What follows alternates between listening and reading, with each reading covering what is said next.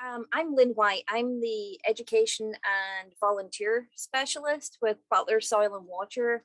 So I've been here about 17 or 18 years. I've been here quite a long time now. But I started, as a few of you might have caught, I started in a solid waste district, and I taught composting there, and I started teaching a master composter program that was started down at the Civic Garden Center in Cincinnati. And if you've never been to the Civic Garden Center, you're totally missing out. It's like a little hidden gem within Cincinnati. It's really near the UC campus and on Reading Road. But it's a really great little place. But I helped start the master composter program down there 22 years ago or so. When I started working in Butler County, no one was doing anything with composting. So I'm still it. So I've composted on my own since I was a kid, basically, because my father wouldn't let me do anything otherwise. And then when I started working for solid waste about 24 years ago, I inherited worms. And so I started worm composting as well. So we'll talk about both outdoor and indoor composting because they're both options depending on what you're interested in doing in your own home. So I'm going to screen share to show you all the pretty pictures of garbage for those of you that can see it. Oops, come on, little thing. Doesn't want to go full screen. All right. I may possibly have killed my PowerPoint. So I'm going to restart my PowerPoint. So I'm stopped sharing just for a second. And I am still here. I'm just on somebody else's laptop. And it's being a pig. All right, well, I'll start talking anyway as I'm putting this thing together. But yeah, composting is a ridiculously easy thing to do.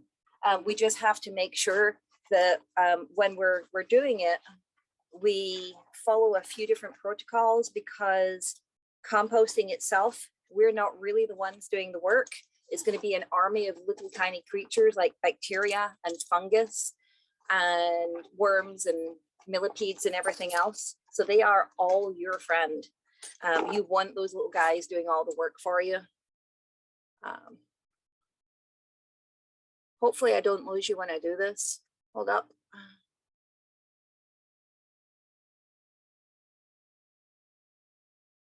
I'm having to end PowerPoint.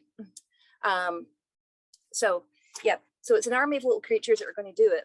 And it's actually a great thing to do, because here in the US, we are only about 4% of the world's population, but we're creating about 30% of the trash that is actually out there.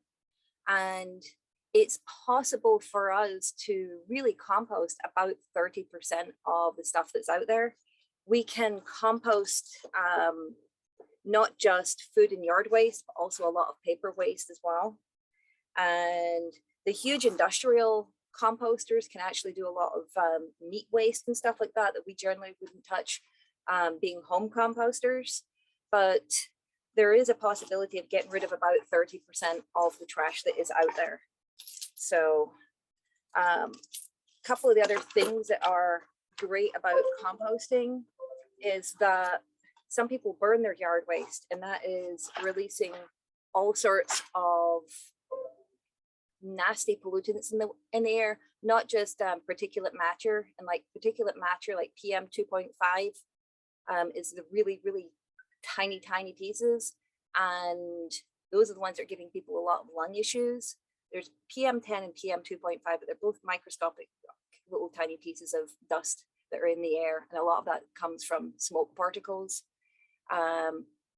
And there's other hazardous stuff that can get released as well when people burn their yard waste, because sometimes there's plastics and stuff in there as well because they haven't separated it out.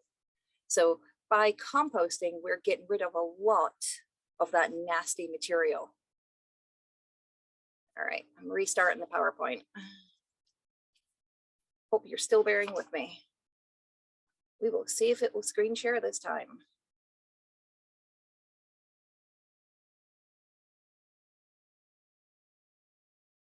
I'm not even going to try and put it full screen because if I do that, that might be what's going to kill it. All right, so this is the stuff I just mentioned. So I really love this. So Will Rogers says they're making more people every day, but they ain't making any more dirt. And one of the ways that you can help our soil is to keep adding more organic material, especially if you're in a newer house that's been built in the last 25 years or so. In most of those houses, they scrape away the topsoil, and the people that are moving to those homes end up trying to plant their veggie gardens and their grass and their flowers and trees straight into the subsoil. Some of the developers and builders will spread that topsoil back, some of them don't. And the difference between the topsoil and the subsoil really is organic material. So the more organic material that you can add to your soil through composting, the better. The more healthy your plants are going to be from it. Hey, there we go. All right, so finally it's working. So if you use compost annually, it's going to reduce your needs for fertilizer and other like artificial chemicals in your yard. If you're adding organic material, it's going to be encouraging the creatures that you want there, like the earthworms. The earthworms are not just helping to break down like the dead grasses and flowers and stuff in your yard. They're also helping to make tunnels in the soil, which allow air and water to get down to the root systems of your plants, really helping them to grow. Around here, I hear a lot of people saying that they've got like pure clay soil. Nobody's got pure clay soil. We have got clay in a lot of the soils here, but a lot of our soils have got silt, which is slightly larger rock particle. There's very few sandy soils in Butler County, but I have found some. But having that organic material will help to break up the clay. Don't do what I've seen some people do, and that's bringing in like a whole bunch of sand to add to the clay, thinking the sand, bigger rocks are going to give more spaces there. You just end up with kind of concrete. So adding compost to our soils is one of the best ways to kind of loosen them up. So there's all sorts of things, all sorts of benefits if we use our compost. So you can mulch with it. Don't do the whole like volcano around trees. There's kind of a miniature volcano there. I see a lot of the landscaping companies in the area do huge amount of volcano up around the trunk of the tree, and you're going to encourage rot in the tree. And with that thicker layer of mulch or compost on top, it really reduces the amount of air that can get down into that upper layer of soil for those plant roots as well. But you can use some of the larger composted pieces. You can just use them like mulch in your yard. One thing to note, if you go to, I know like some of the cities like Fairfield City have an area where you can take, I think it's once a month, where you can take woody debris and they'll chip it and you can take the chips back with you. Don't use that as mulch. You have to let it sit there and rest and decompose, because if you put it straight on to an area like a garden, and it's going to be messing with the chemistry of your soil. It's really, really carbon intense, and so it's going to pull the nitrogen out of your soil, and it's going to mess with that chemistry, and you're going to get sickly plants. So it's a great service they do, but if you do live within the city of Fairfield and you take the your wood there to get chipped and you bring the chips back, put them somewhere and let them sit for a few months just to start to break down. Or use them for like a walking trail or something, like a pathway. That's what I did when I lived in Fairfield. I used them for a walkway. But yeah, just like mulching with compost, you get the same benefits. So if you're going to compost, these are the different things you need, and I'll go through them. You need material or food, you need location, time, oxygen, water, and then possibly a compost bin. I really should have question marks around that one. The material or food, that's because you're feeding the critters that live there. Location, the critters need a home. Time, they're not going to do the work overnight. Oxygen, they need to breathe. And water, all living things need water as well. So think of it as your pet dog or a pet hamster or pet whatever else. That's all your little your compost is. It's an animal to take care of. It's just the fact it's like billions of little tiny animals, but same idea. It needs the same things as any regular animal. So when it comes to food, the perfect mix is 3 parts carbon to 1 part nitrogen. And some people are really picky and they're looking at the chemistry of every single thing they put in there. And you can do that. I just throw whatever I have in there. And if I know I'm putting in a lot of kind of wet foody material, then I'll add some paper to add some carbon. So I've never been all that particular about this, but if you want fast finished compost, then you have to go for this perfect ratio of 3 to 1.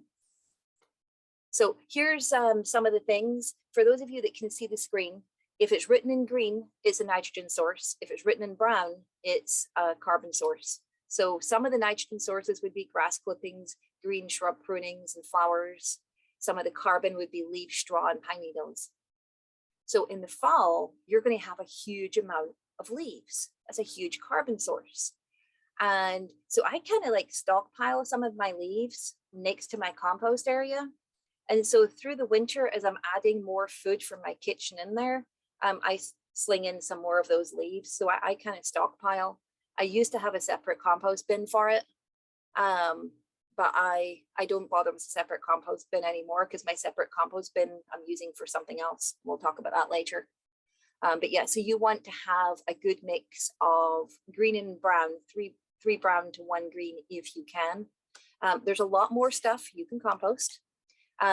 Some more of the nitrogen sources would be fruit and vegetable waste, coffee grounds, tea bags, hair, fur. We have an awful lot of hair and fur in our house. My husband's hair is like way longer than mine.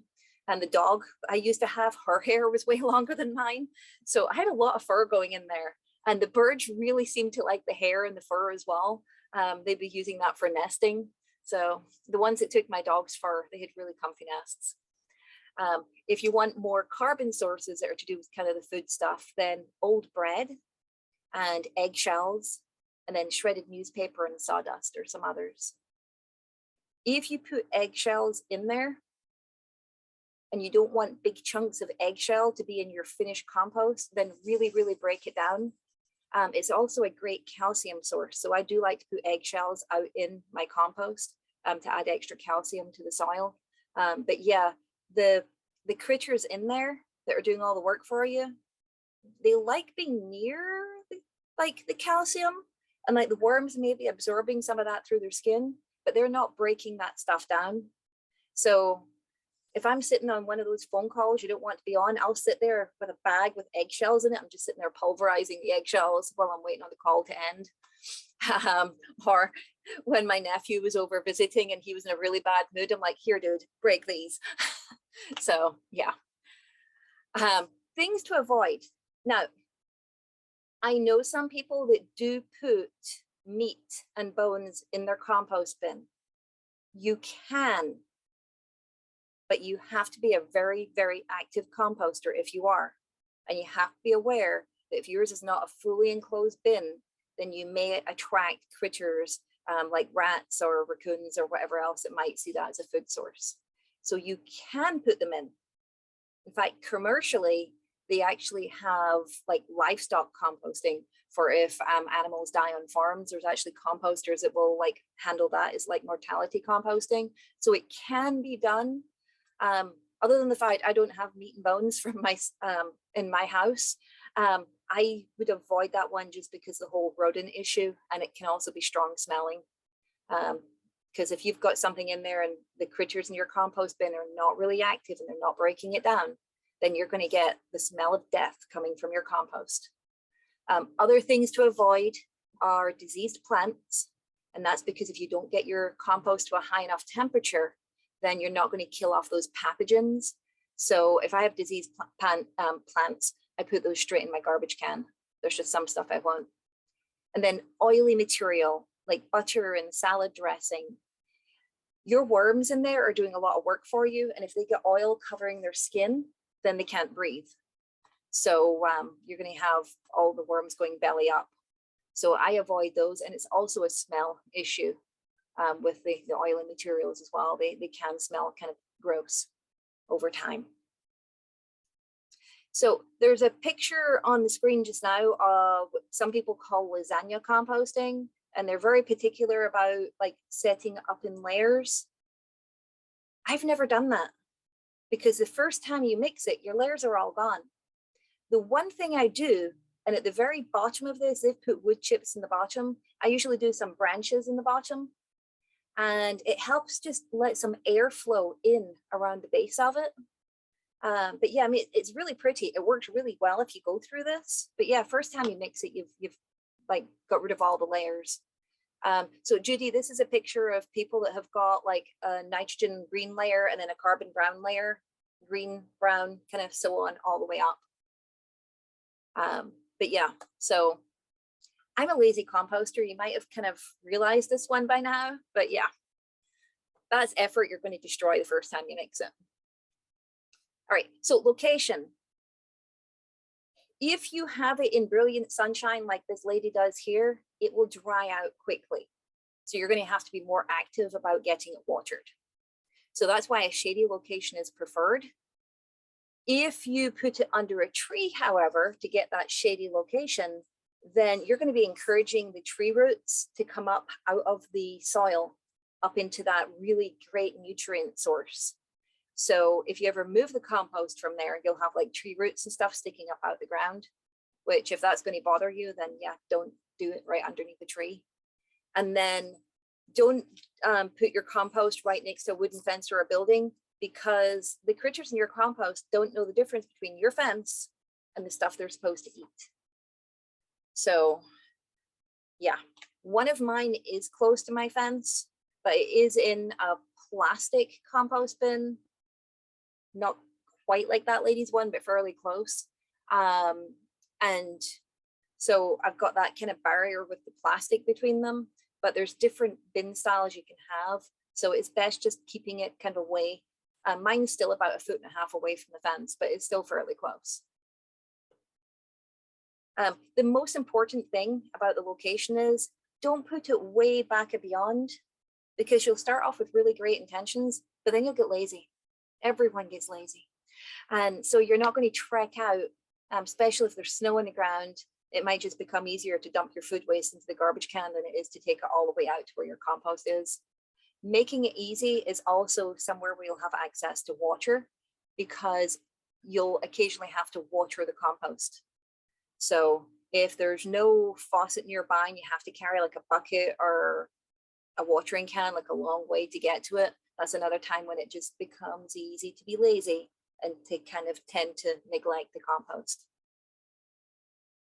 So time is really important. You can take 2 years to do it, or you can produce compost as quick as a month. It's up to you. I am the slow method kind of person. That's why I have multiple bins. I can ignore it. Mine's in a really good location for getting water to, but I'm still lazy. I've got other things I want to do in the yard. Like this year I built a huge pollinator bed. Not interested in my compost pile at all. I just let it do its own little thing. So you can make it and just ignore it. If you want to get really quick compost, you need to get that perfect 3-to-1 ratio of carbon and nitrogen. And you have to mix it often. Not only is that adding air to it, but it's also getting the materials in the middle that will start to get really warm.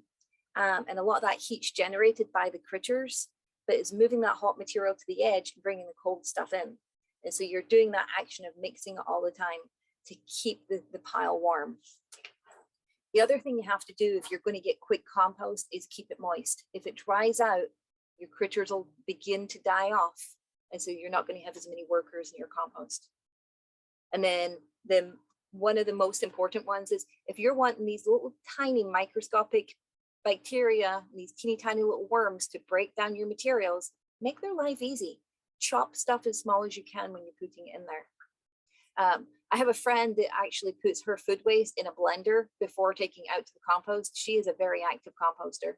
But yeah, she doesn't chop the woody stuff she puts in there that small. So, but you know, she's halfway there. But yeah, so it's up to you how quick or how slow you go.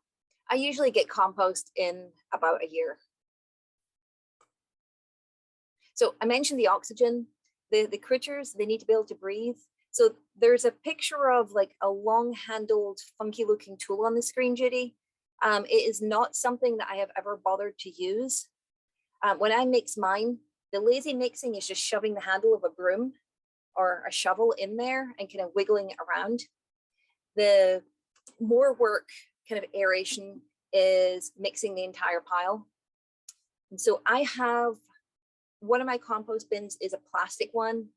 We used to sell them at our office. It looks like Darth Vader's helmet, but it's very easy to lift the plastic bin up and then move over and sit it on the ground next to it and then throw everything back in. And so that's another way of mixing the pile. A lot of the plastic bins have got a teeny tiny door on the front, and you can open the door and try and get stuff out that way. But it takes forever and you start getting aggravated with it. If you can just lift up the bin and put it down next to it to mix stuff into it, it's much easier. Or just go for the simple shoving the broom handle in there, or the even simpler ignoring it and hoping it's doing its own thing. But yeah, the more oxygen you're adding to it, then the better. May I ask a question? Better it'll go. Yes, Judy? May I ask a question? Okay, so we have one of the black bins. Yeah. That I found is absolutely impossible.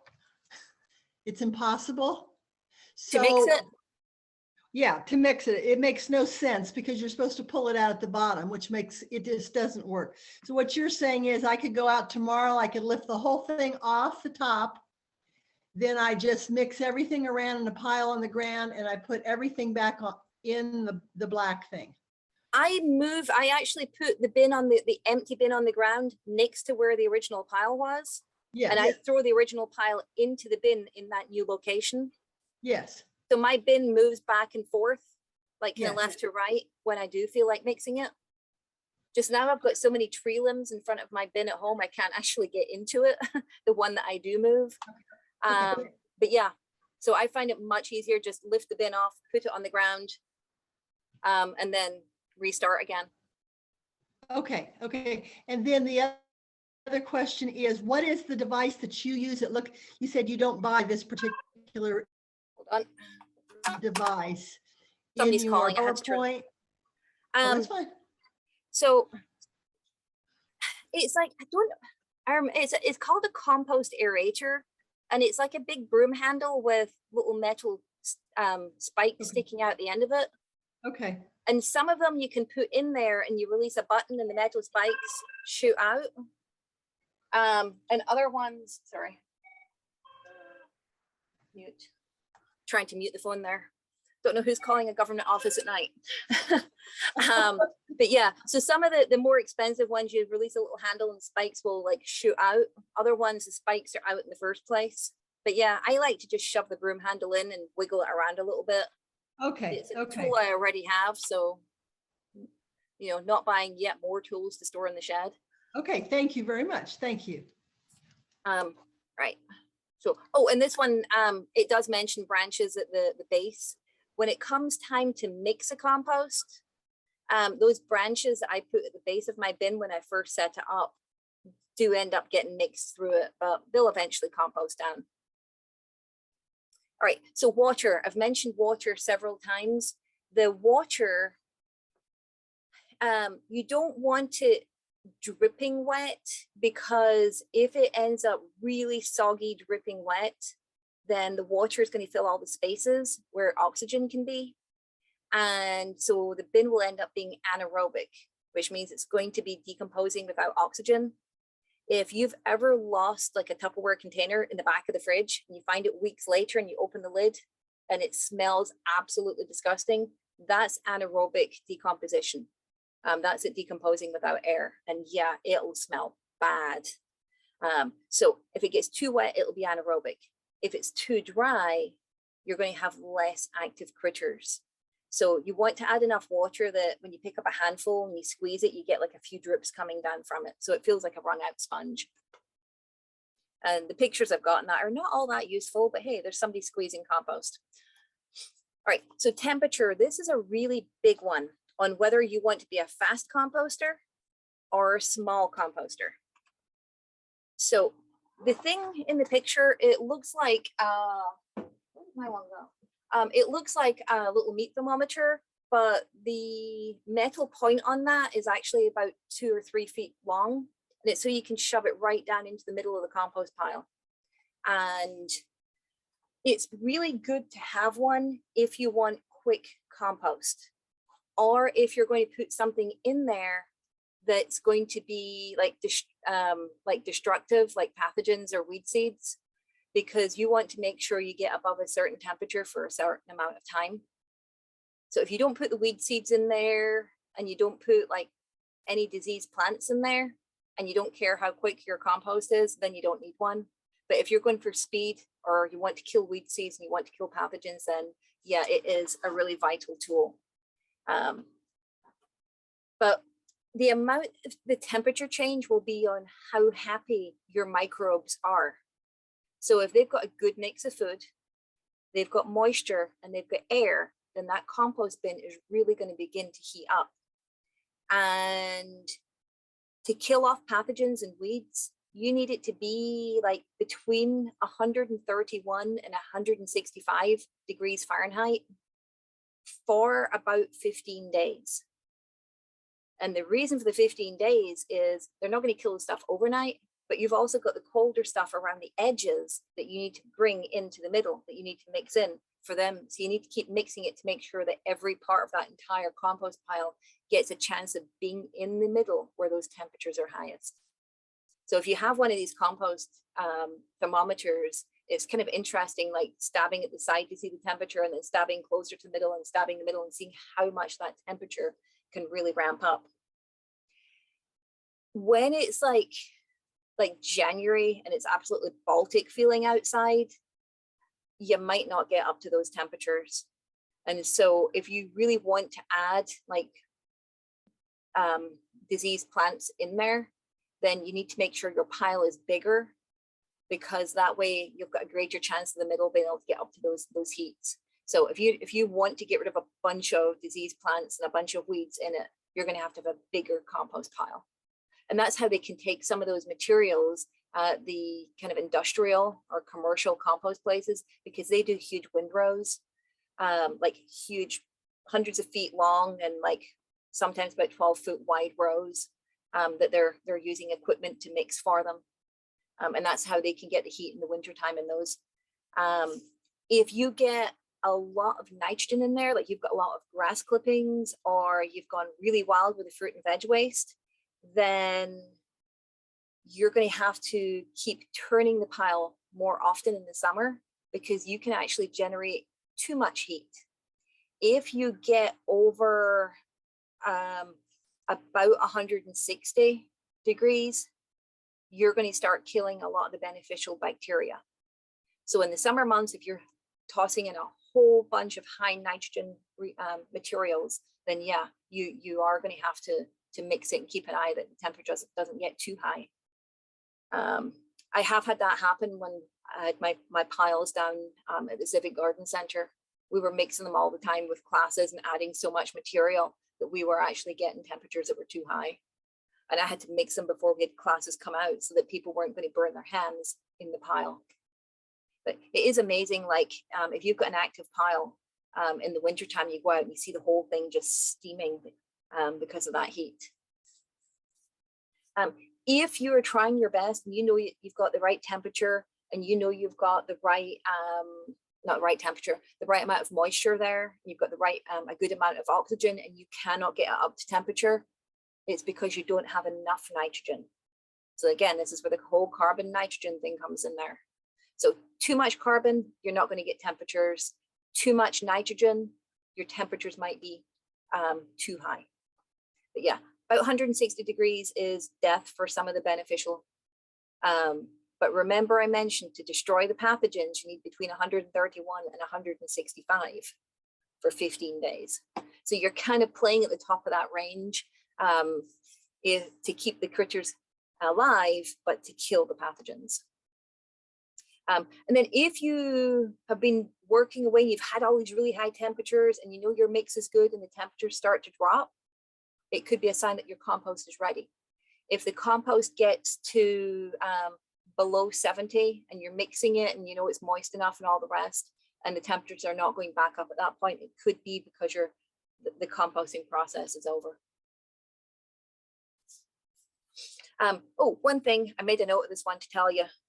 So if you get high temperatures for a long time, apparently you get lower nitrogen values in the finished compost. So you want to kill the pathogens, you might end up with a lower nitrogen like rated compost when you're finished. So depends what you're after. Kill the diseased plants or a better finished compost in the end. All right, so how are you going to hold this all together? There's lots of different options. You can go for freestanding piles, and then I've got like boxes and bags and bins and stuff there. I'll go over some pros and cons of some of the different ones. So if you have a freestanding pile, can't get any cheaper than that. It's really simple, but it's hard to keep the minimum size. The minimum size that you want for compost is 3 by 3 by 3 foot. Any smaller than that, you can't get any temperature going in the center of it. So when you have a freestanding pile, they really like to kind of slump and settle out and be relatively flat. So that's one of the problems there. And when it settles out and gets flat, you're going to get heat loss and slower rates of decomposition. I went with this system when I rented a house in Fairfield because I didn't see the point in buying something when I didn't know where I was eventually going to move after that. And I was good at taking care of the compost back then. I guess younger and more active, I don't know. But I was able to get the compost. It was just more work kind of trying to keep that pile together, especially as the squirrels like coming in and playing in it and trying to find food as well. All right, so plastic bins. There are a lot of different plastic bins on the market. We no longer sell any bins. We want to, we just don't have space for them. We used to buy hundreds at a time and store them in a barn that was on the back of the property here, but the commissioners own this property and the roof was needing replaced and all sorts of stuff. So they decided not to repair it and they demolished the barn. So we cannot go out and buy these in bulk anymore. And we actually just gave someone our last bin. We gave it to a school that's doing a garden. So, but you can get them in lots of stores. If you do get a plastic bin, the one I've got there is the kind we used to sell when I worked in Hamilton County. And it's square and it's got ridges on it. And so it was harder to lift that bin up and put it on the ground next to the pile. It's a very strong bin. We actually have one outside the office here that's been out here for about 15 years outdoors here. And it's holding up really well, but it's a lot harder to pick it up and move it to throw the materials back in. So if you buy a plastic bin, it's good to go for one with smoother sides if you want to do that method of mixing your compost. So yeah, bonus about plastic bins, they're not going to decompose on you the way that a wooden bin would. They are more resistant to pests. The Darth Vader shaped ones that we were selling there even had pegs to screw down into the ground to try and hold it in place in case critters try to get in the bottom. Some of the problems are if you leave the lid on, then you're not going to get like free rainfall falling straight in there to wet stuff. The one at the office, I keep the lid on, but my plastic one at home, I always just leave the lid off. And again, it's because I'm really lazy. So I just let the rainfall do some of the wetting for me. A lot of the plastic ones I've seen out in the market are too small. And so it is very hard to get up to temperature. And then I've mentioned about some of the issues with mixing them. So that's like a freestanding plastic bin. If you've ever been to our office before, we're in the same building as Board of Elections. We built a compost bin out of pallets, so it was free. The only thing we actually paid for were the those plastic things you use for holding cords and cables together. I'm totally blanking out what you call them now. Zip ties. We use zip ties for kind of holding the different sections together. That was the only thing we purchased for it. So bonus was it diverted the pallets from the landfill or from somebody burning them. You do have really large capacity in there, so it's easy to generate enough heat. We have had our pile outside steaming before when we were better at taking care of it. Cons are you don't really know the past history of that pallet and what kind of lumber it's made from and what kind of nasty chemicals could have been spilled on it. So we don't use the compost out there for veggie gardens. We were totally fine with that. It was fun though, trying to find pallets that were the same size. And those of you that can see the picture, you can see the two towards the front are shorter than one along back. We did, when we first built that, put some stain on it. And it was because it's sitting out front and we didn't want to upset the commissioners because, hey, we like working here. And that was several years ago, and it's looking pretty sad and pathetic with the stain now. I wouldn't have stained it if I built it in my own yard, but we did out there, and I need to go out and restain it sometime. The one we built, we did do a system with a door on the front. There's wood planks that we can just slide down there. So we made a track to put them in, and that just stops the compost from kind of sliding out the front and slumping out the front. So it was something I built one that way down in Hamilton County at the Civic Garden Center. And so we decided to build this one the same way. It will decompose. I mean, hey, even with the stain on there, it was decomposing. The critters won't know the difference between your compost and the compost container. But hey, it's pallets that were free in the first place. All right, cinder blocks. So if you make one from cinder blocks, it's very heavy and the cost can range from free to really expensive, because if you're doing one bin, then it's about 46 blocks to build one bin. The bonus is the critters are not going to break them down on you because they're not going to mistake concrete for like a piece of wood or banana peel. You will get stuff leaching out of the concrete. It can affect your pH because of like lime in there, but don't cement them together. If you can leave a gap between the cinder blocks, then you've got that great free airflow. The only thing is, if you don't concrete them together, then it can topple over. So the picture I have in the top, you'll see there's stakes going down in the holes. So stakes going every other hole kind of helps to hold it upright. And we built one that way many years back down at the Civic Garden Center. I would have built one that way out here, but I didn't have that many cinder blocks. And I was going to do a request for some, but I was worried what I'd end up with. I'd end up with bricks and who knows what else. The bottom picture, they put their cinder blocks on their side, which allows airflow, but it's not stable. But I do love the branches they're using to hold materials in. So I like it, but I don't like it because of the instability, because you don't want a cinder block falling on your foot, especially if you're in there mixing stuff around. But yeah, I've seen really great ones with cinder blocks. Wire bin, can't get much cheaper than that. Definitely allows the airflow, and it also allows you, depending on the spacing between the wires, it allows you to bang like a broom handle or a shovel handle through to kind of poke around and kind of just increase aeration. But with all of those spaces all the way around, yes, it will dry out quickly and it is easy for critters to get in. And you've also got to be really careful because they'll rust over time. One of the easiest ways to join a piece of wire is to use two thin pieces of wood, like two thin pieces of lath at the overlap of the two, and just bolt them together.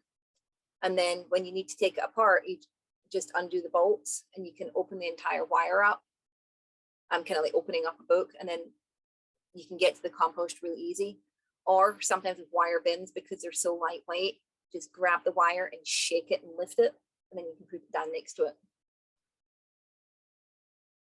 All right, turning bins. I have one somebody gave to me. I have the one that's in that top picture. There's also one out in our little compost demonstration area outside the office. I hate it. There's a few reasons I don't like it. The one that is really low to the ground in that top picture, you can't get a wheelbarrow under it and just roll like the opening over and open it up and let the stuff fall out.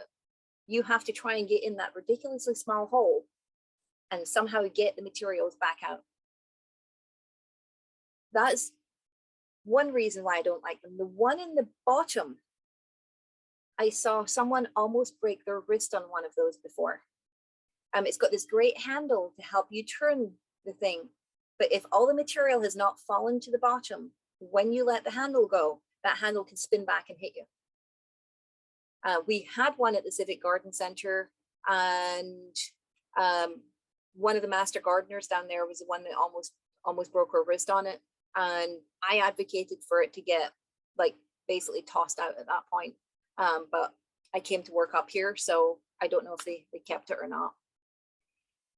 The other big issue with these turning bins is that you don't really have the critters in there doing the work. It's mostly physical action. It's abrasion of these items hitting against each other that's breaking them down. To me, that's not true composting.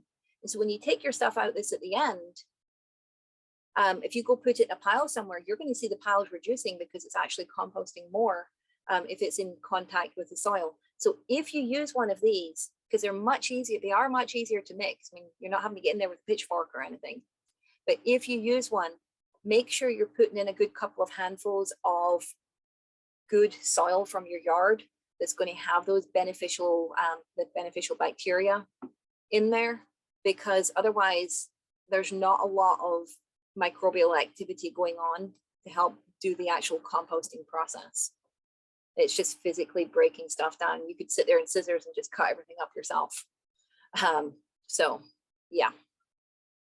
Oh, the other thing is with like just a pile, you can just keep adding stuff to it and it'll just keep settling down and break down.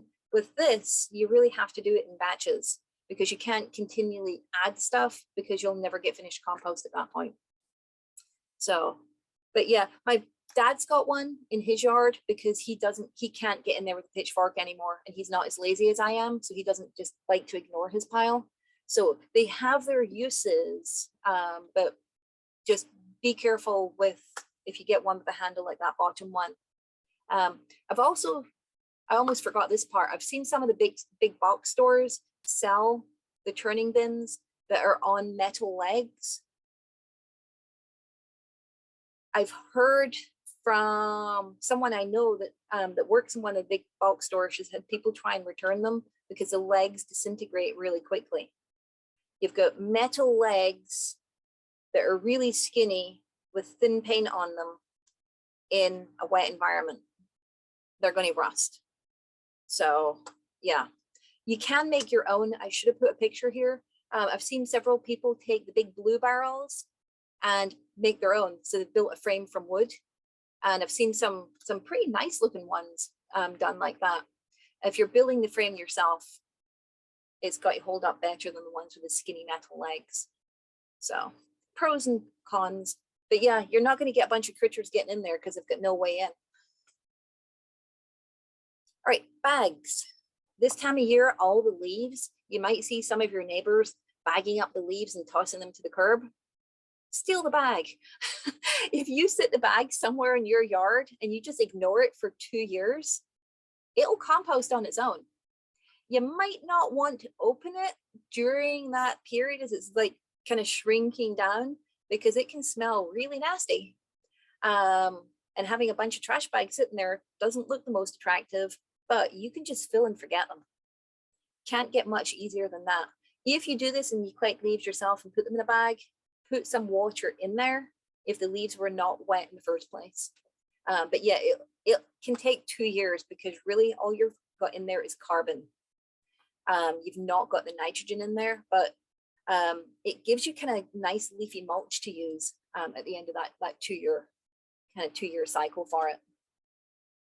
And I don't know where that person bought bags that have got like the little pumpkin faces on it, but I think they're awesome. All right, multi-bin system. So I showed one portion of this when I spoke about building a compost bin from pallets, but here's like the whole 3-bin system we have out there. So I've got signs at the top. One says aging, one says fresh, and one doesn't have a sign. But we will start, if we started on the left, nothing in the other two, you start adding all your materials there. And then when it's time to mix it, you toss it into the second bin. And you can go back and forth between the first and second bin a few times if you feel like. Or after it's been in the second bin for a while, you can toss it into the third bin and just let there and age. And then you start in the first bin again, you've got fresh materials. So your third bin, you ignore it at this point. It is aging, it's decomposing, it's doing its thing. And you can move from the first to the second bin back and forth a few times. So this lets you have multiple on the go at once. We had somebody very kindly come in with a whole bunch of materials and put it in what was supposed to be my empty bin. So I have materials in all three just now, and I really need to get out there and kind of combine two of them. It does use up a lot of space. So Donna, have you built one at the church yet? We found they found us actually. A Boy Scout has decided to do that for his Eagle Scout project. And it's going to look just like what you've got there, except a little bit, well, not exactly, but he's already piled up the pallets. We found free pallets from Turpin Farm where they, we know where the pallets came from and that they're not chemically treated. Awesome. So we've got those stacked up, and he's gonna, his Eagle Scout project needs to be finished early next year. So we're pretty sure he's gonna start on that soon. We have the first bin twice the size of the second and third bin. Now that I've heard what you said, I kind of wish we hadn't. But stuff will, as it's going through the composting process, it's going to shrink. Yeah. So. Yeah, but we won't be able to do what you suggested, which was go back and forth between those two bins, which is kind of a cool idea. I'm really lucky. We've got a young guy in here that occasionally just needs to work off energy, and he's the one that likes to go out and mix them. That's great. Send him my way. Yeah. But yeah, I was curious how the progress was going. So that's awesome. Yeah, You've got Eagle Scout. Yeah, it is awesome. And but since we started the compost pile project, trying to make real good compost this year, I've learned a lot. I've learned a lot about composting. I got one of those compost thermometers, and I'm out there checking it and turning it and cutting up the big pieces. And there's a lot more than we used to do. It used to be just a static pile, just a brush pile, really. So we're trying a lot harder this year to make good biologically active compost, and it's been a fun little science experiment. I've been astounded how much you can learn with one of those compost thermometers about what's going on with your pile. Yeah. So yeah, Donna's church has got like a large property, and I mean, you've got prairie, forest, veggie gardens, you've got it all going on. So they have a lot of materials. Yeah, we do. Yeah.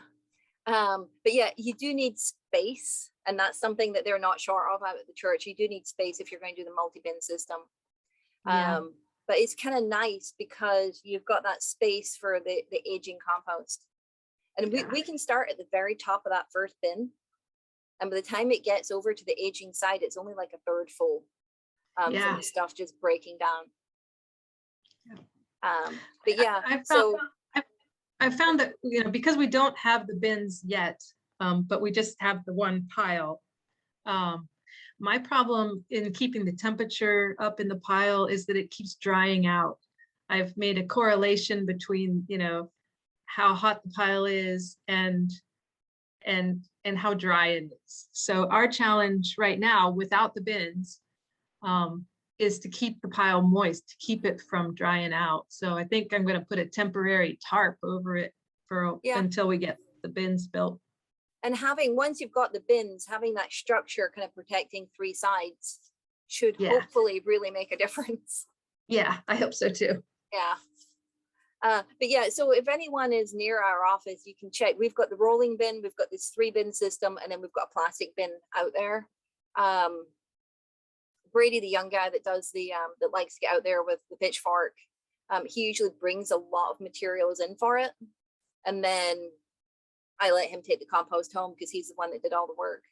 We use some of it in our pollinator garden, but I mean, it's his compost he's making. So, but we were planning to use it for a kid's garden that was going to be out there, but the master gardener that was running the kids garden had some family health issues, and so she had to give up, and so the kids garden disappeared. So I'm just glad the compost is still happening and it's got a home to go to. But yeah. All right, so you've got the bins, you've got the food and everything else. After time's happened, you got to figure out, is the compost ready or not? And you can eyeball it. That's usually how I do it. But because I'm such a lazy composter and it sits there for so long, that mine usually has had that entire time. If it doesn't have enough time, then it's going to still be decomposing when you use it, and it can kill the plants. So if you're doing the active composting and you're watching the temperature, and you've mixed it, you know it's wet enough and all the rest, and the temperatures are remaining below 70, you know it's finished. If you want to be a bit more scientific about it and you're a lazy composter and the temperature isn't that such a big deal, then plant radish seeds. Radishes will grow practically overnight. And if it's decent seed, if you use really bad seed, none of them are going to grow. But if it's good fresh seed, then 3/4 of them should sprout. And if that's the case, you know that your compost is finished. But yeah, that was why I mentioned like using the fresh wood chips from like Fairfield can be a problem. And it's because it's not decomposed and it's going to keep going through that process. That's what will kill your plants with that as well. So that the 3-bin system is kind of useful that we have out there, because you've got that final bin for it just to sit and rest and, you know, do its thing to finish up. So yeah, from your starting pile, it should be at least half its original volume. Sometimes even all the way to just 1/3 of the original volume. You shouldn't be able to recognize anything. Maybe you'll recognize a few sticks and stuff, but you can pull those out of the finished material. I mentioned it's not going to be hot anymore if you're doing the fast, quick host composting. And then it shouldn't be smelling like oranges, and it shouldn't be smelling like coffee. When it's finished, it should have that nice kind of earthy odor. So yeah, you can eyeball it or you can plant radish seeds. So problems that I get asked about, why is my compost pile stinking? It's because it's going through anaerobic decomposition. So give it a mix, add some air. Or the materials are too wet. Again, it's going to be going through anaerobic decomposition. So add a bunch of dry stuff. Or because you're putting ridiculously smelly stuff in there. If all you ever eat is broccoli, Brussels sprouts, and cabbage, then yeah, your pile is going to be a bit smelly. Same thing if you do the hot composting and you do add some meat to the very center, that could also be giving you the smell. So make sure that it's not the materials themselves that are giving off the stench, and make sure that it's not anaerobic, so giving it oxygen and dry materials. If things are not happening, it might be that your pile is just too small, and so there's not enough difference between the center of the pile and the outside for it to be able to generate that heat within the center. So you're going to have to make it bigger somehow. And again, that can be a problem if you've got one of those fixed size plastic containers, but they generally help to hold the heat in. So your critters are not going to be happy and doing all that hard work and basically sweating up a heat if it's too dry. Or your pile might be too carbon heavy, so add a bunch of nitrogen. So food waste, grass clippings, that kind of thing. And then just making sure it's got oxygen, because if there's no oxygen, the critters are not going to be happy. It's all about the critters. So if composting outdoors, it just seems like too tedious, you can have fun with a worm bin. And I don't know if the black thing that's there on the ground with the legs is my indoor worm bin. It sits right next to my desk and I never smell anything. There's two reasons for it sitting next to my desk. One is I can just drop my banana peel right in there. And two, sitting on the table right next to me is our office salamander, and the worms are his food. So we're composting food waste and feeding the salamander. I never have to go to the store to buy them food. So you can compost with worms. If you do, similar thing, you need the critters, so you need the worms. You need somewhere for them to live, somewhere for them to sleep, something for them to eat, and then a good location. So yeah, mine's sitting next to me here. I had a board member I managed to turn on to worms, and so he kept his container underneath the kitchen sink because, you know, he'd scrape his food waste in there and then wash the dishes. So it was like the perfect location for him. I know some people keep it in their basement. You can keep them outside, but yeah, it's temperature wise, that can be issues. But the most important thing for a worm bin are the worms. There's a couple of species that are good. Red wigglers, Lasagna fetida, they are the ones I use, or like red worms. So you might see like manure worms, like red worms. These kind of worms live up in the leaf litter area. They're not big burrowing worms that make these huge tunnels underground. You want the ones that live up in the leaf litter because they're used to getting their homes disturbed as people are walking through and animals are scurrying around. You don't want to use burrowing worms like night crawlers, because every time you bury food, you'll have to disturb their burrows and they'll get upset and they'll let you know about it. The red wigglers and the red worms are also much better at breaking down organic matter. The night crawlers generally are finding the things that they're finding that are already broken down and passing them through and eating it and breaking it down even more so. Red worms will take the stuff as they find it. So they will actually do the composting and they'll eat a lot.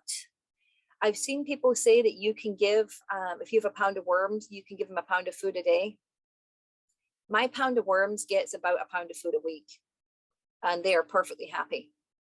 And they do generate a lot of poop, a lot of vermicompost or worm castings. So they do generate a lot of compost, and it's even richer than outdoor traditional regular compost.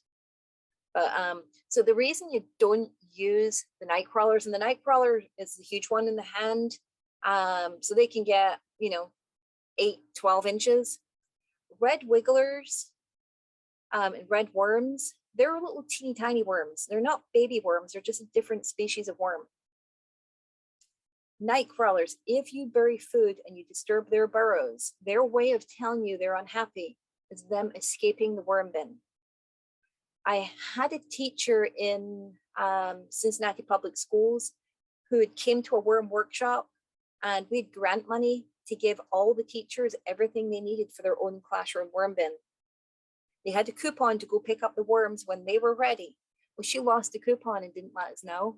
And we had printed the coupons. The worm person she was getting them from knew what to look for. But because she'd lost it, she was too scared to tell us. So she dug up night crawlers. She wasn't a fan of worms. She was doing this for her students. She was a great teacher. Well, after a long weekend, she came back to the classroom to find worms everywhere. They'd all like migrated out of the box and were just crawling everywhere. So there was like drying up, dying worms everywhere. And she was terrified to go into her classroom because she used night crawlers. You use red wigglers, you use red worms, they will stay in their home. You're giving them everything they want there. They don't mind getting their home disturbed. Night crawlers, don't do it. Yes, they're free. You can get them in your backyard, but don't do it. So yeah, back to the ones that you want, red wigglers and red worms. So once you have a pound of worms, you could end up with 1 billion pounds of worms really, really quickly, because these guys are not shy about reproducing. They, once they're adults, they can like lay a cocoon every week or so. And from that, you get 3 to 4 baby worms. And then after 4 to 6 weeks, they're laying cocoons. So your worm population can double every 90 days. And these little guys can live for about 2 years. I have never been inundated with worms, even before I worked here and had to feed our salamander. They self-regulate themselves. They'll kind of produce the amount of food that they have available and the conditions they have available. So you're not going to like keep having them lay eggs and eggs and eggs and eggs and eggs and just, you know, end up getting like pushed out your home by all these worms. It's not going to happen.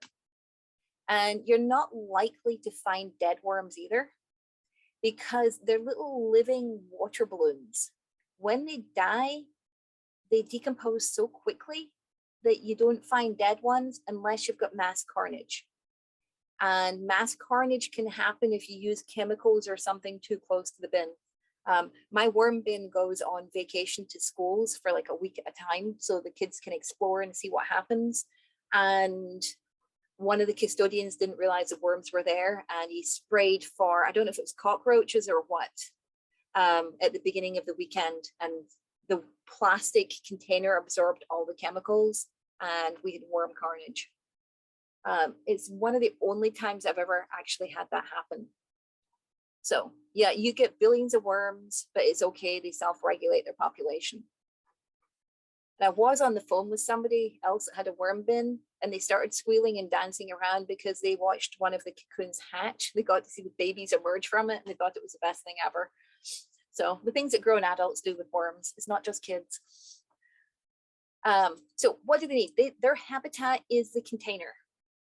Plastic tubs work really well because they're cheap and easy, but they will hold excess moisture in there, so it can get a little bit too wet, and you have to put holes in it. The worms need to breathe, so it needs air holes. Red worms, red wigglers, they'll stay in there, they won't crawl out the holes. But you also need holes on the bottom in case it gets too wet.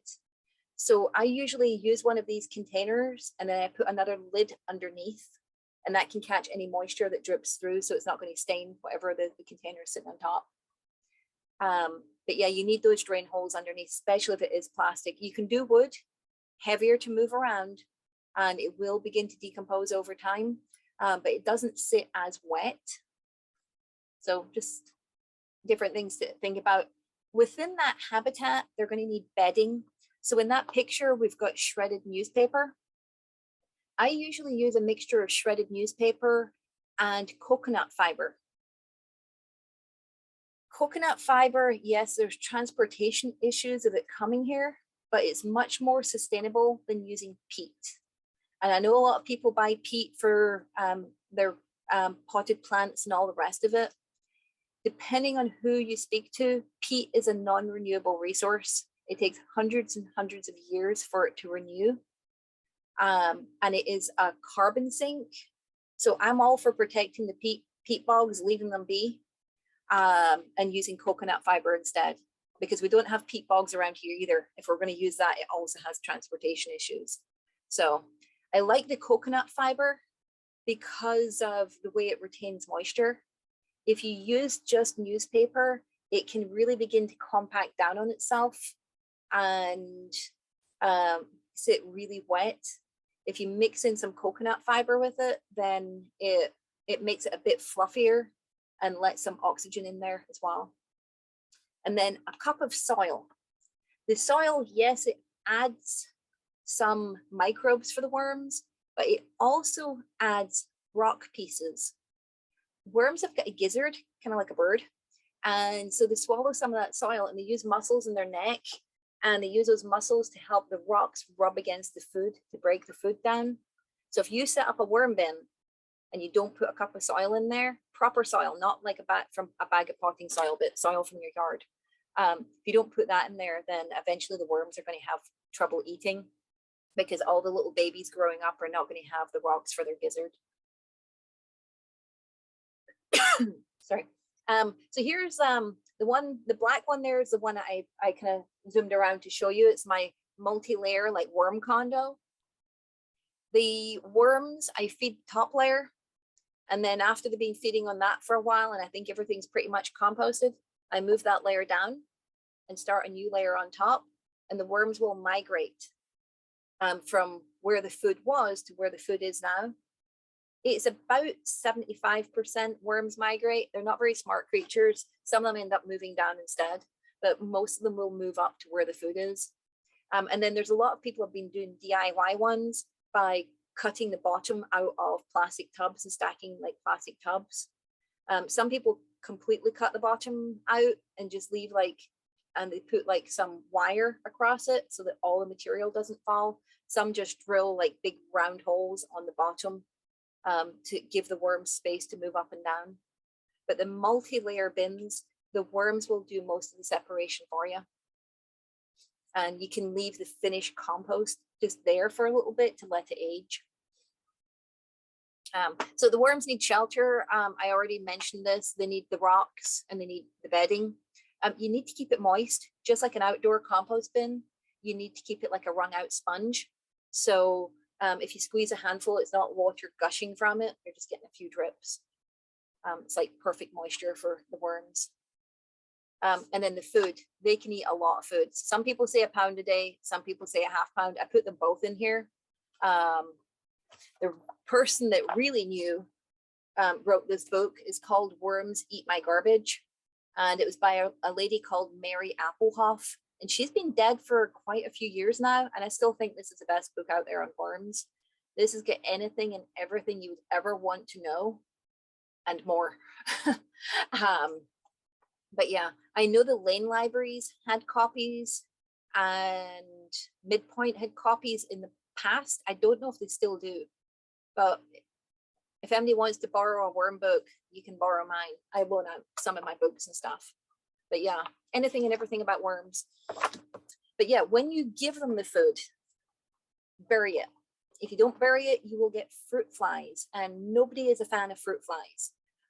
And they can be a pain to get rid of. So you want to bury the food. And that is why you don't use night crawlers, because it'll disturb their burrows. So the food, a lot of it's the same stuff that you would put in an outdoor bin.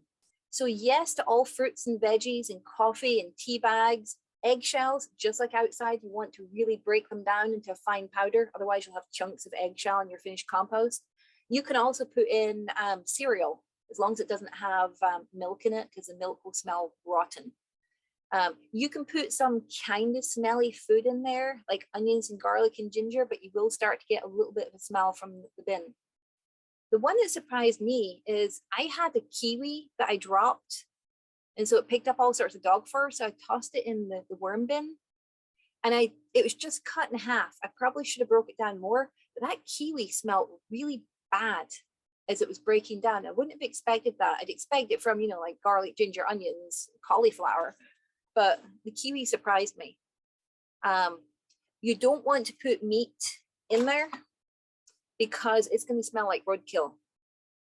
If you put meat in there, the worms can take a week or two to actually start eating that food that you've put in. And so you're going to have meat rotting in there for a week or two.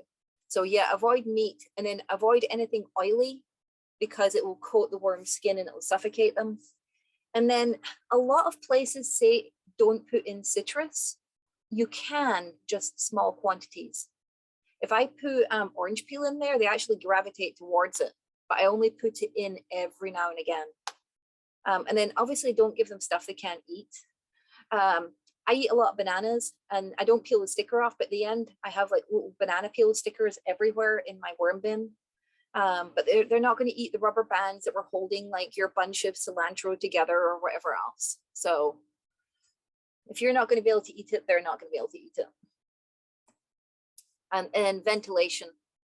So if your bin starts to smell really gross and you know you didn't put something smelly in there, it's going to be because your worm bin is going anaerobic. It doesn't have that oxygen. Something I have never experienced is protein poisoning. And protein poisoning is when there's too much food in there and the worms are not able to eat it quick enough and it begins to ferment. And if that happens, you can get something, some people call it like string of pearls. The worms' bodies, instead of being like kind of smooth with the little bands going around them, like form little like balls along the body connected with a really thin kind of hair-like bit in between. So it really looks like a string of pearls. And that's like protein poisoning.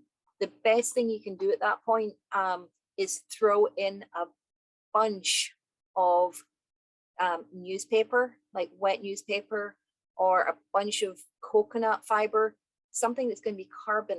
It's got a lot of carbon in it, and it'll help kind of balance that out. But yeah, I've never experienced protein poisoning, but I know a few people that have, and it just sounds kind of scary, but it's because your materials have fermented, and it's going to smell bad. If the stuff in there is fermenting, you're going to know about it because of the smell.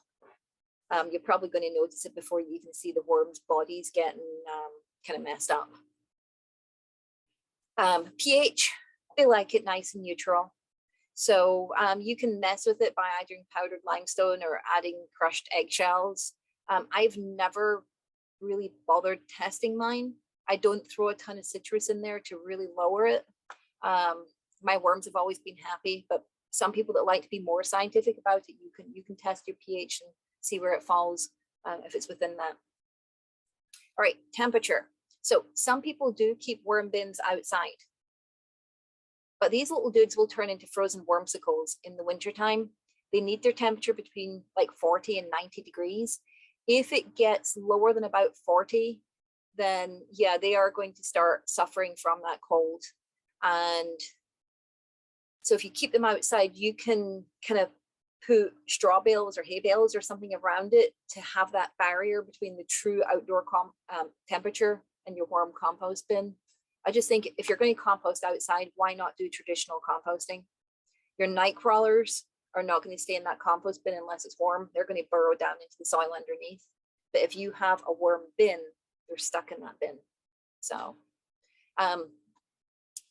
if it gets over 90, yeah, they're just gonna be losing moisture so rapidly through their little bodies, and we don't like it when it's above 90 either. They'll really suffer from that. So you can keep them outside, but you've really got to play to try and figure out how to keep that temperature like within range, and it's going to involve keeping a thermometer in there so you can keep an eye on it all the time. So it's much easier to do worms indoors with the indoor bin. So almost anywhere. Yes, you can do it in or out. They do like somewhere dark, but when I first put worms in a new bin, I shine a light on it for like 24 to 48 hours, just so they really understand that their food and their water and their bedding, like their whole little world is in there. So that light shining on it is just, hey dudes, don't leave. And then after a day or two, they're good to go. But yeah, don't shove them in a closet somewhere where there's no ventilation. If you couldn't breathe in there, they can't breathe in there either. And I know they're really teeny tiny, but there's a lot of them. So, yep, same problems as before with the outdoor bin. If it smells, it could be too wet, could be too much food, or maybe you haven't covered your food. Then yeah, fruit flies, bury your food. And then if you take like a little Ziploc bag and you put a piece of banana in there, and I've actually put a little bit of Dawn dish soap, tiny, it's like one little drip in there as well, and a little bit of apple cider vinegar just to really make a magic potion. And then you seal it up and you poke it a few times with a pin or a thumbtack. They can go in the holes, but because the holes are ragged on the inside, they cannot get back out. So it works pretty good for a fruit fly trap. But yeah. And then separating the finished castings. I usually use child labor. I don't have children of my own, but I work with thousands of kids a year. They seem to like picking out the worms by hand. So you can just spread the material out in a tarp and have them pick out worms. But if you put the stuff back in a container, look again in a few weeks, because there's probably some teeny tiny ones in there, and there's probably some cocoons in there that have hatched. So I usually do a double check a few weeks apart just to make sure all the worms are out of there. You can make little clumps on top of a tarp and shine a bright light down. And within like 5 minutes or so, the worms will crawl down in that pile. You can scrape the clean stuff off the top, and then they'll crawl further down and scrape the clean stuff off. And if you keep doing that, you just end up with a little mound of worms.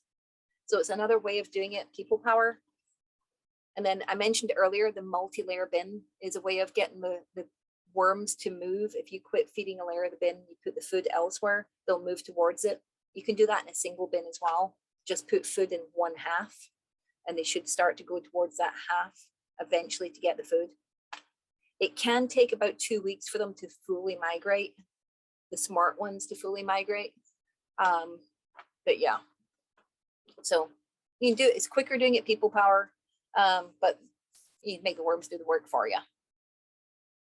And then to use it, it's really great stuff. I don't use it straight. I mix it usually between 10 and 25% in with potting soil if I'm going to pot something.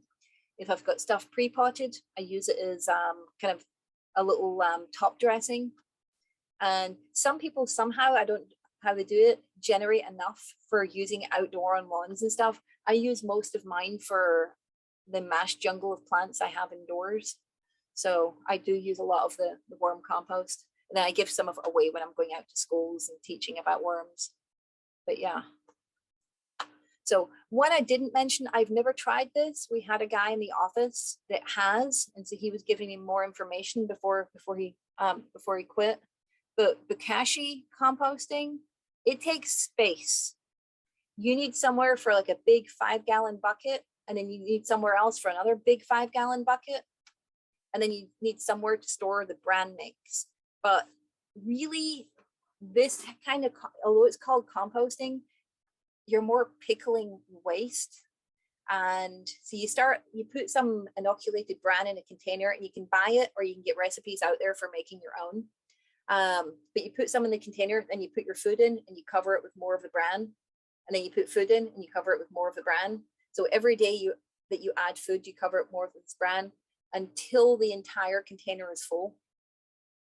And then once the entire container is full, you put it aside for a couple of weeks, and you let it do its whole little pickling thing. So then that's when you start your next container. So you've kind of got 2 in cycle. When you are ready to empty the container, you dig a trench in your yard and you bury it, and it will break down further there. It'll go through like kind of the composting process then. So I've never tried it because I don't know how many times I've said already, but I'm really lazy. And this sounds like a lot of work, because then you're doing all the pickling part, and then you have to kind of compost afterwards. He said it was awesome. He lived in Japan for a year, and he was doing it when he was living out in Japan. So it is, if any of you try it, let me know how it goes for you. I am interested in talking to more people that have done it. But yeah, he convinced me that I always have to talk about this. One thing is, when you bury it in the garden, it's really acidic. It's been through fermentation pickling process. It's really acidic. So you have to make sure it's not anywhere near plant roots for 2 to 4 weeks to kind of let that pH settle out again, or it will burn your plant roots. Other things you can do, you can make compost tea. That is not just shoving compost in a bucket of water. It's making sure that there's aeration in there. So like a little air stone that you might get for an aquarium, bubbling that in there. With the one time I tried it, I put my compost in an old stocking, and so I made like a supersized tea bag basically, and put that in the container, and then I had the bubbler underneath. But then I got new fish, so my bubbler isn't used for the fish again, so I'm not doing compost tea again. But it is really, really strong, so you have to dilute it before you use it. It's great stuff. Plants love it. And you can even put it in a spray and spray it on the leaves and stuff as well. But yeah, I have done it, but my fish were more important to me, so I just stick to my regular composting now. All right, that's my contact information. If anyone has got questions at a later date, but we're here now for questions if anyone has them. But yeah, that's our phone number, my email, our web address, and then where to find us in Twitter and Facebook and all the rest. But does anyone have any questions? I do. Lynn, thank you so much. This was very helpful. It's been a while since I've done all this. I was brushing off some old, memories of doing some of this compost stuff, and John and I are hoping to start something at our house, and we live in Hamilton. Will you remind me how often we have to turn it? And maybe it depends on what system we go with, but like if we went with, we actually had thought about doing you call it like the Darth Vader one, and we were hoping to get one from you guys, but you don't have those anymore, right? No, last one went to Riverview Elementary. Well, that's good. That's good.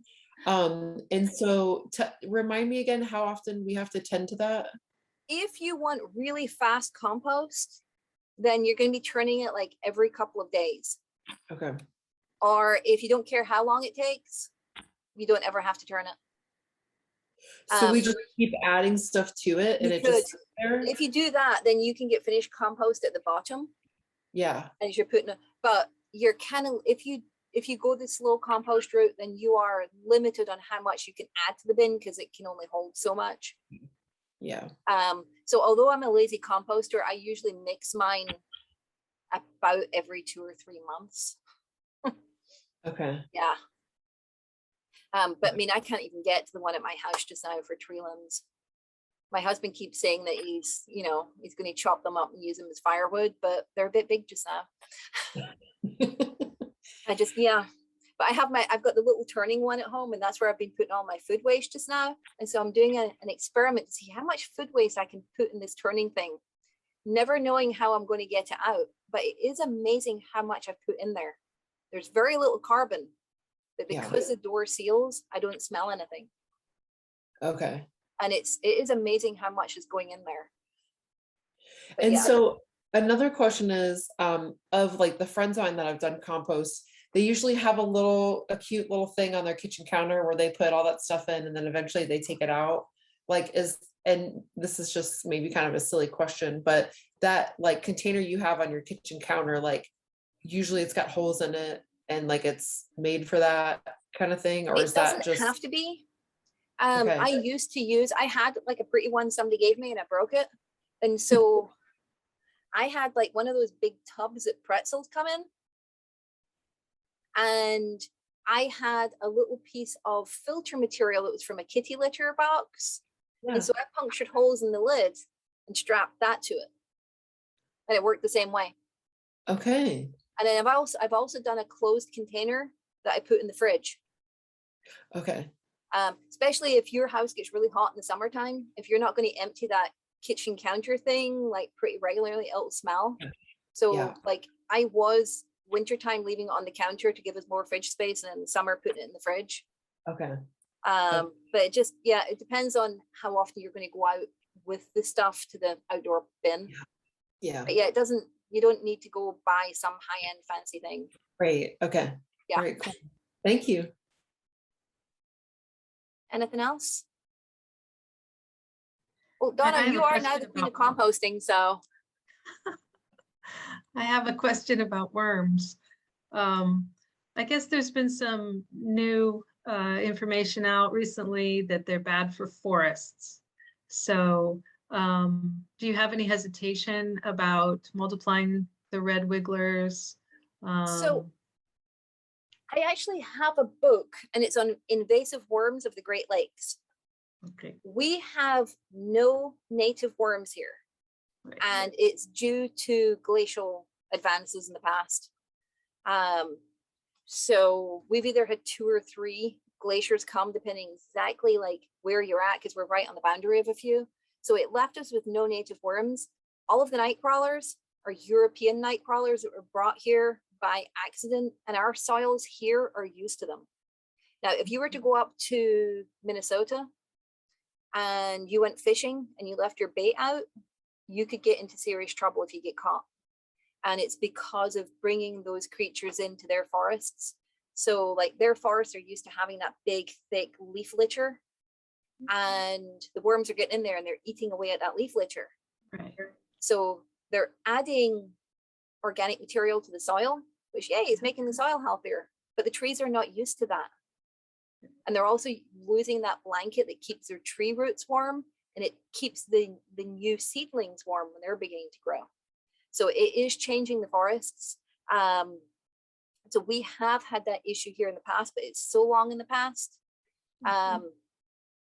The manure worms, they're a non-native, non-invasive now as well. Acina fetida, the red wiggler, is non-native. And from what we've seen, they cannot live outdoors here in the winter. Because they live in that very top layer and they don't burrow, they freeze and die. Okay. But I always say to people, if they start a worm bin and they don't want it anymore, I will act as worm rescue. Don't dump it out, because I can always find somebody that wants a worm bin. I pass them off to schools. I've only ever received 3, but all 3 went to a school. Interesting. And that's why I do the double check when I'm sorting the compost. You get the first batch, you're getting the worms out, you leave it sit for a couple of weeks, and then you check again. You're less likely to release the cocoons and stuff. Now, our big one is the jumping worm that they're keeping an eye on. JT Benitez from Ohio State Extension had reports of one in Westchester. But he never told me if it was confirmed or not. He wasn't quite sure what he was looking at. He actually asked me, but all I had was not very good photos to look at, and it looked like it was a native. But yeah, but they have been documenting the invasive jumping worm. If you haven't seen anything about the invasive jumping worm, do look it up. It's amazing what it does to the soil. It's really not good news. Yeah. But yeah.